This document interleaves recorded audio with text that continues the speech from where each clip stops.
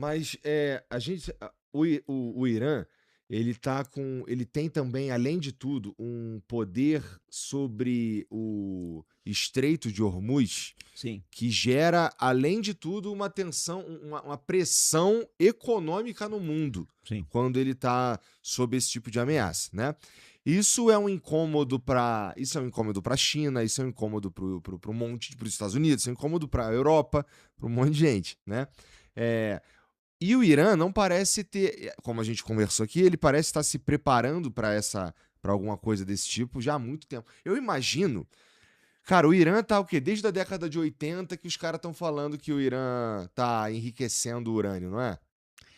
Mas o lance é o seguinte: como é que é a história do urânio? O falecido Ayatollah Khamenei, ele era contra armas nucleares.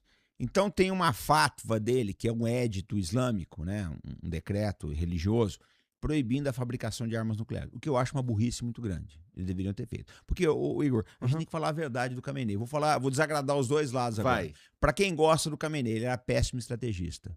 Para quem não gosta do Khamenei, ele era um pacifista. A verdade é essa. Para quem gosta do Khamenei, péssimo estrategista. Para quem não gosta dele, gente, desculpa dizer, mas ele era um pacifista. Ele tinha uma posição assim muito. Ele alijou muitos dos falcões do Irã, inclusive o Ahmadinejad. Agora mataram o general Tansiri, que era o comandante da marinha no Golfo Pérsico, e o Tansiri era um dos falcões do Irã. Mas no governo na época do Khamenei, o Khamenei não era o governante, ele ficou afastado. Então, assim, matar o Khamenei foi burrice. Foi burrice. Era o cara que não queria armas nucleares, que aceitava negociar com os Estados Unidos. Agora entrou uma galera que não quer mais isso aí e que vai falar, ó, vamos pra cabeça. Então, pessoal, é assim, a realidade do Irã não é conhecida no Brasil. Porque outro dia eu tava sendo entrevistado na televisão. Eu acredito. Pessoal, o Irã é uma ditadura. Camarada, olha só, a Arábia Saudita não tem eleições, Omã não tem eleições, Iêmen não tem eleições, Emirados Árabes não tem eleições, Doha, Catar não tem eleições, o Iraque tem. O Jordânia não tem eleições. O único país aí que tem eleição é o Irã. A situação das mulheres. Vai ver a situação das mulheres da Arábia Saudita. No Irã você tem mulher engenheira, você tem mulher no parlamento, você tem mulher na universidade. Na Arábia Saudita agora que as mulheres começaram a dirigir. Então assim, cara, é uma propaganda vagabunda. Não é bem por isso que... Não é bem essa a questão. Que os caras estão indo fazer lá é outra coisa. É petróleo. É o bom e velho petróleo. Mas aí a gente entra numa situação complicada. Porque você quer ver um negócio? O Trump, ele fala, não, nós não temos que nos preocupar porque nós somos autossuficientes em petróleo. Uhum. De fato, é uma verdade. Uhum. Só que, Igor, para pensar o seguinte, a exploração de petróleo nos Estados Unidos é privada. Você acha que eu sou explorador de petróleo, eu tenho um posto de petróleo, que eu vou vender a preços baratos no mercado? Eu não vou vender a preço internacional. Então, se subir lá fora, sobe aqui dentro também. Ninguém faz caridade. Você vai fazer caridade com petróleo? Então, eu tô jogando uns lances que dá uns cortes foda pra vocês aí, que a gente sabe como é que funciona. Mas ninguém vai fazer caridade com petróleo. Ninguém faz. Então, essa é uma falácia do Trump. Nós somos autossuficientes, a gente não tem que se preocupar com a guerra. Tem sim, porque são preços internacionais. Olha, eu vou te contar outro negócio.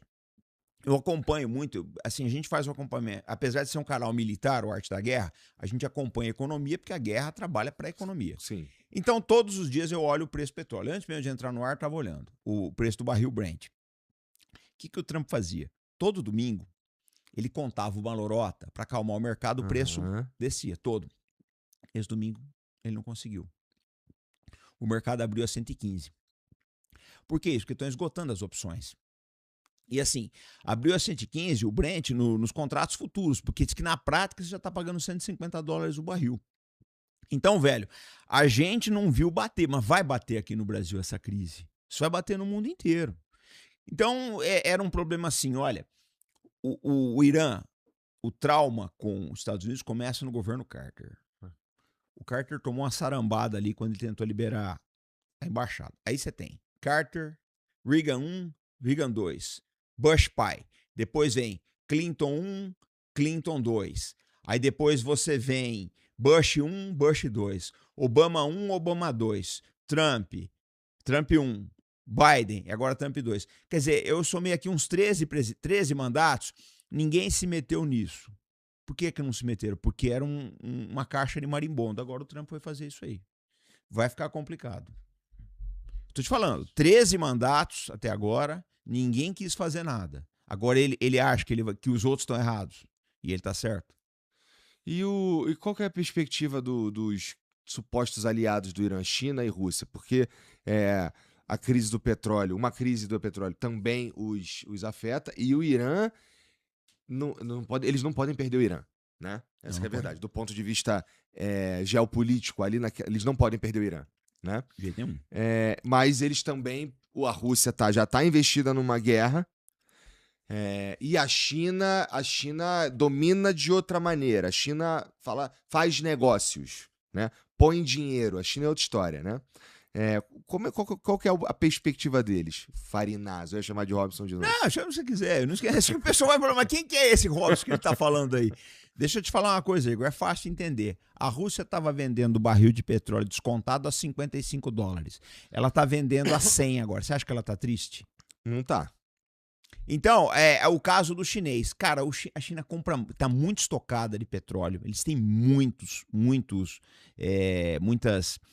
tanques de estoque de petróleo. A reserva estratégica de petróleo da China é grande e eles estão comprando petróleo da Rússia. Para a Rússia foi um bom negócio, por quê? É o que eu te falei, eles vendiam petróleo descontado. A Índia era cliente da Rússia, comprava... Olha a burrice dos caras. Comprava petróleo a $55. Aí o Narendra Modi fez um acordo com os Estados Unidos para parar de comprar petróleo da Rússia. Tava comprando a 55, parou de comprar. Veio a guerra, precisou voltar a comprar. Aí o Russo falou, mas sabe o que acontece? É que agora eu não posso fazer aquele precinho para você. Você saiu, agora você voltou e você tem que comprar porque não tem de quem comprar.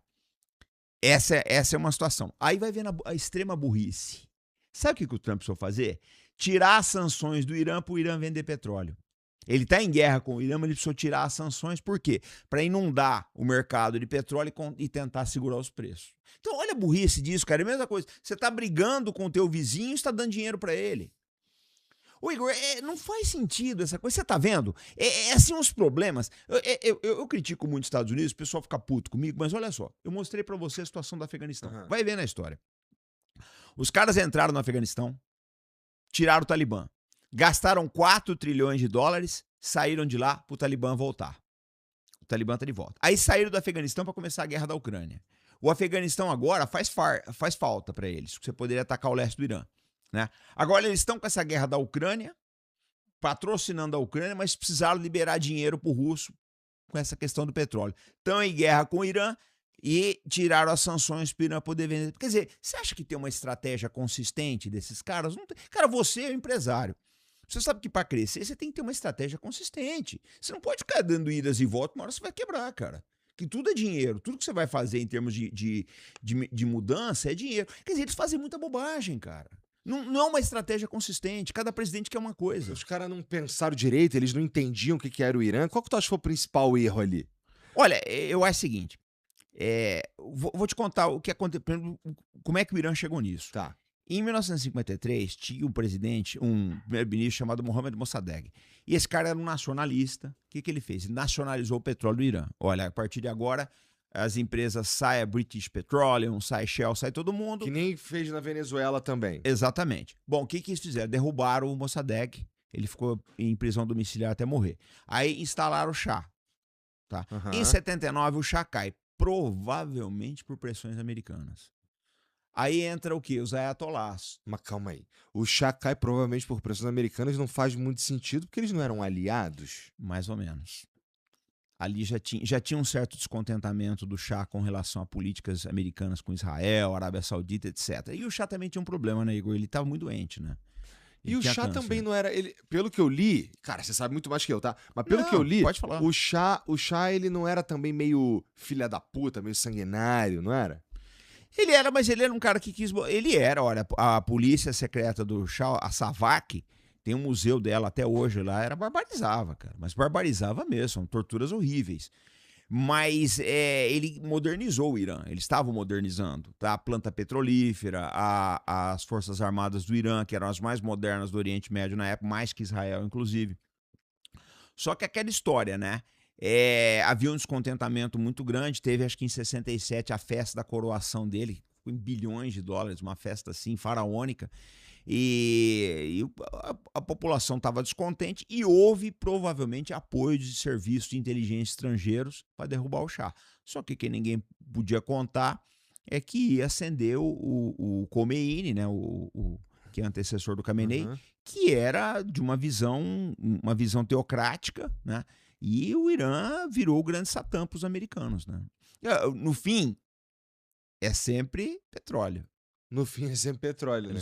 Porque, o Igor, a verdade do É Irã é o verdade. seguinte: se você for olhar a situação de direitos humanos e de costumes sociais, o Irã é uma sociedade muito mais liberal que a Arábia Saudita. Se você pegar, que eu não, se pôr as fotos aqui, teu vídeo vai cair.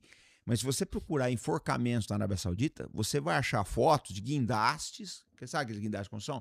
Guindaste grande, o malandro balançando ali, cara. Tinha um cara que fotografou, ele estava andando, ele filmou o cara balançando no guindaste. Os enforcamentos são em guindaste em praça pública. Isso é a Arábia Saudita, que ninguém fala. Por quê? Porque é aliada dos Estados Unidos. Então, assim, cara, é muito Assim, falar que os Estados Unidos não gostam de líderes absolutistas, que os Estados Unidos não gostam de ditadores, não é bem isso. Não é bem isso. Se Ah, você não. der o que ele quer, ele. Não é bem isso. Exatamente. Então vamos lá. Por que ele era puto com o Maduro? É porque o Maduro era comunista?